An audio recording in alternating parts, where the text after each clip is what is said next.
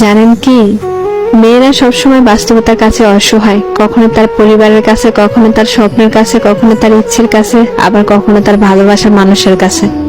জানেন কি, একটা মেয়ে তার জীবনের প্রত্যেকটা সময় অন্যের জন্য বেঁচে থাকে। জন্মের পর বাবা মার জন্য, বিয়ের পর স্বামীর জন্য, সন্তান হবার পর সন্তানের জন্য। তাদের জীবনে কোনো চাওয়া পাওয়া থাকে না, যেটা থাকে সেটা হলো সবাইকে নিয়ে বেঁচে থাকার স্বপ্ন।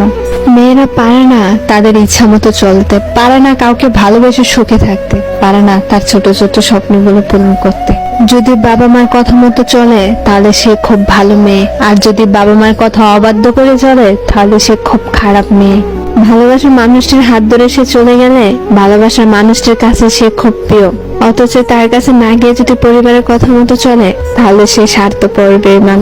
শুধুমাত্র একটা মেয়েই জানে এই সমাজে চলতে হলে কত বাস্তবতার সাথে যুদ্ধ করতে হয়। মেয়ে মানে কিছু করার আগে হাজারবার চিন্তা করে করতে হবে এই সমাজ কি বলবে। মেয়ে নামের শব্দ